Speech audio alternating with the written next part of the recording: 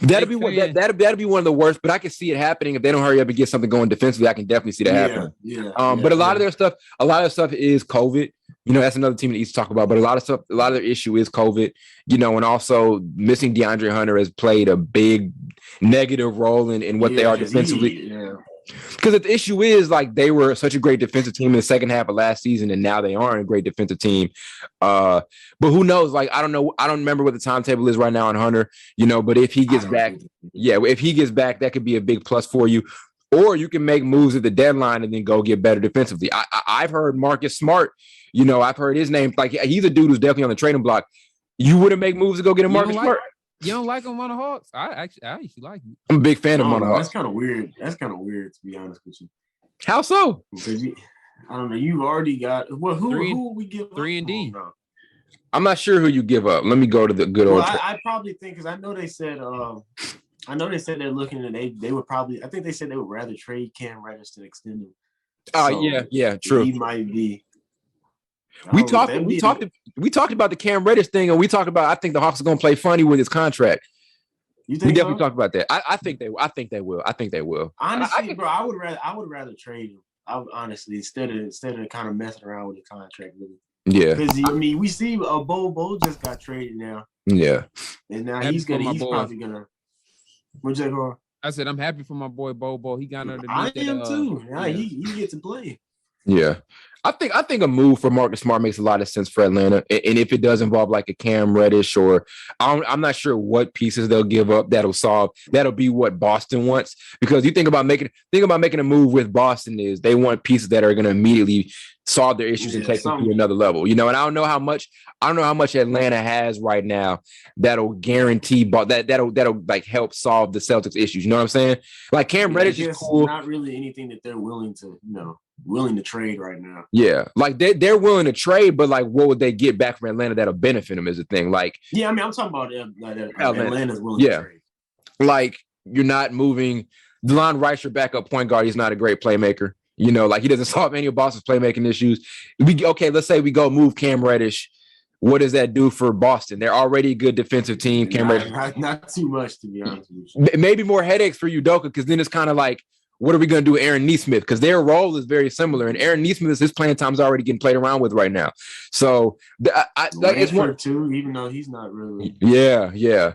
Well, okay, like it's because I think right now at Boston there are so many trades that there's so many guys they can give up that work for other teams. But every time every time we talk about a Boston trade, every time we talk about them giving somebody up, we keep saying, "Oh shit, they don't need that back though." Yeah. You know what I'm saying? Well, we'll ask the question: is it really worth the trade? Because are they really getting that much better? That's what I'm saying. Something and you're getting something else. So really, where does it put you? Yeah, and then Carl, you always mentioned it, right? Boston's like in a weird spot to where there's not on the market right now for what they want. Like how many great playmaking point guards right now are just out there on the market? To me, they shouldn't force it if they don't see anything that will actually help their team. For me, they shouldn't force it. They just like wait into the offseason. Yeah. What do you guys think of the Ben Simmons to Atlanta rumors? I mean, I don't know who's included in that package because you're talking about one of the larger contracts in the NBA. But they're gonna give some stuff up for that. They're gonna give up a lot. Is it worth giving up your core that got you to the East Finals last year? No, get back Ben Simmons. No. Because I don't know. I don't think they need extra playmaking. Not for Ben. Nope. And I think what the point is of it is you get one of the better defenders in the entire NBA because I think any trade right now, when a team's going to go trade for Ben Simmons, it's for one or two reasons. One, it's either just get better defensively. That's why Atlanta's name is thrown in there. Or two, it's so we can kick off our rebuild, right? So we talked about Houston maybe trading for Ben Simmons last season, or we talked about Indiana trading for Ben Simmons this season to kind of kick off this rebuild thing. So before Atlanta's on that boat where when they want to go get him so they can go get a better lockdown defender. I hear the rumors.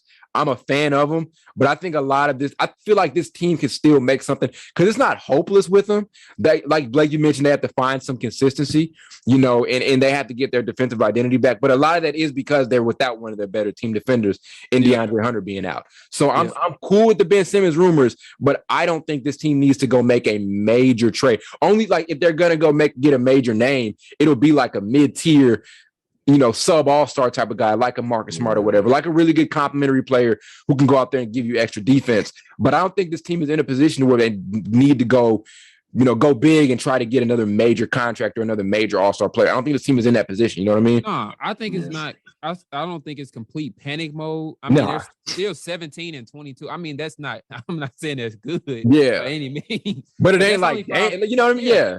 Yeah, like last year, they were probably worse than that and came back and made the playoffs at a good spot. So fact.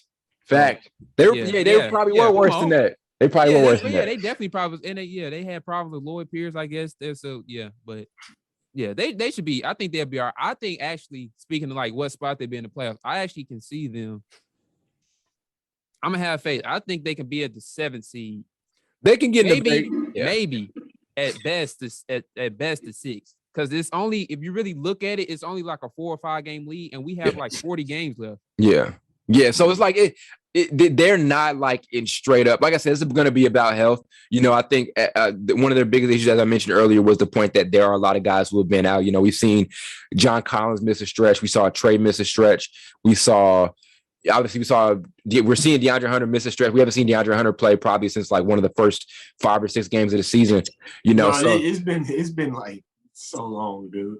It's been a ridiculous amount of time. So this team can internally fix it. Like I said, I do think they could go out there and make a move, but I hear the Ben Simmons stuff, but I don't think they need to go out there and then just straight up give up X, Y, and Z to go bring back a major contract like that, What if Ben Simmons doesn't get traded?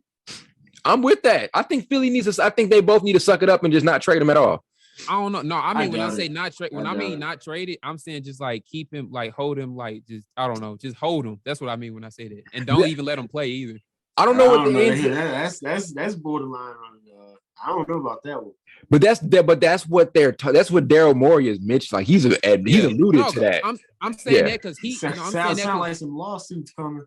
But Morey said stuff like that. Yeah. Yeah, because I'm saying more so because Ben doesn't want to play. They tried to get him to play, and he doesn't want to play for him. That's why I'm saying that. He's lowering it. Yeah, I can see that happening. I can see there's nobody wanting to go get him. Like I said, I don't think a contender is going to go out there and get him. Maybe Atlanta, because Atlanta is a name I've heard. They said they're interested, but everybody else who I know for a fact is interested is like a rebuilding team. You know what I mean? So there are teams out there who want him. But it's not like Philadelphia can't go. Like, the thing with Sixers fans is like some of them act like they just can't go out there and trade them to the point where they're not going to get anything back. Like, if you move them to Sacramento, you're going to get some solid pieces back. You're getting like a Buddy Hield or some other guy, like maybe Harrison Barnes. You're getting more offense. You go send them to Atlanta or Indiana. You know what you're getting back. So there are destinations for Simmons. Yeah. You know what I mean? I just think Atlanta is not one that needs to go out there and get him, because like I said, you're talking about a major change in roster, to go bring back a dude, and like I said, you want to give it, because one of the best things about this team is their offense. They're already a top 5 offense right now in the NBA, if I'm right. But last time I checked and look at the numbers, are you willing to go give up all that offense, to go get a dude who's just going to make you worse on the offensive end? So it's not worth it. You're giving up your core, Yeah. That's just like I said, when you make sometimes when you have these trade ideas or trade ideas in your head and you think about it, you like, okay, I'm losing something on one end, but I'm gaining something on the other. Is it really worth like trading for? You have to think like that. Yep. Or people just look at it from one team. Because my thing is always people look at it from one team's perspective all the time. Like, they're always like, they can go use. That's the whole Sixers thing, right? Like, the Sixers could use Jaylen Brown. Okay, but could the Celtics use Ben Simmons? You know what I mean? No. Same thing with Atlanta. Like, okay, the Hawks, like the Sixers could use a lot of Atlanta Hawks pieces. Like it's like Kevin. Let's say Kevin Huerter's included in a package with like, who knows, maybe John Collins or whatever. The Sixers would be fine with that. But do the Hawks need a point guard? That's what Hawks ain't doing that though. Yeah, like with the Hawks use that. The Sixers need a point guard. Yeah, they do need playmaking. That's a fact. That's a fact. Guess what? It's the same thing. The Sixers and the Celtics the same way. What? They both need a point guard. Ain't that many point guards on the market. Basically, except Ben Simmons. It is. To me, I wouldn't even play him at point guard because he can't shoot. So yeah, that's a different thing. That's where I'm at. For another day. Yeah, that's where I'm at with it. So like I said, I see why they're saying it, and I see why Atlanta would be somewhat intrigued. But it's kind of like, it's not worth you giving up all of that. You already excel offensively. It's not worth you giving up all of that, just to get a guy back who's going to, make you probably worse off on the offensive end, especially if you're giving up a bunch of pieces. So, Yeah. True. I'm surprised, Blake. You don't have that much faith in your team, man. You gotta have faith. I mean, I do, but see, I don't have the way they haven't really been as consistent. But looking back to last season, it was kind of the same way. Worse. It was a little worse. Yeah. Oh, it was terrible. It was terrible.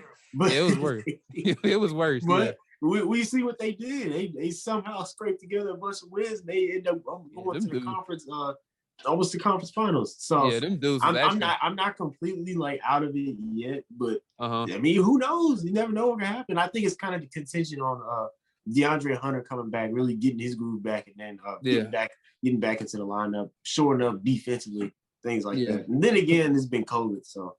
I think at one point in time in the season last year, they were like 10 games below 500, at least close. Yeah, it was bad. They were because you got to have faith. I had wrote them off kind of early last year, and then they started winning, and I was like, oh, okay, not bad. Yeah, it's really crazy. Yeah, I was just about to say real quick, it's just really crazy how much a coaching change can change the whole team. Yeah. It also shows you, like, if they end up making the season comeback, it shows you like how the model for the NBA needs to be no lead is safe. Like, you look at every single game, game lead is safe, or you look at standings, your standing ain't safe. You know what I mean? And anything can happen, like in the second half of the season. So man, I don't want to talk about the Lakers anymore. I know we tired of that, but Lakers are down 30 points. I looked and they lost by 8. That show you that it's just no lead is safe. Not even 30-point leads. Even last night, like again with that Cleveland game, like it looked like they were running away with it. Then it ends up coming down like 10-point game, maybe at some point in the fourth. So it's like, that's the way it is. So you're right, Blake. A lot can't happen in the second half of this season. You cannot write anybody off in the NBA. And Atlanta's like one of the last teams I want to write off at this point. Like I could see a world where they do just suck the rest of the season because of their health. And if you look at I don't think they will. I know.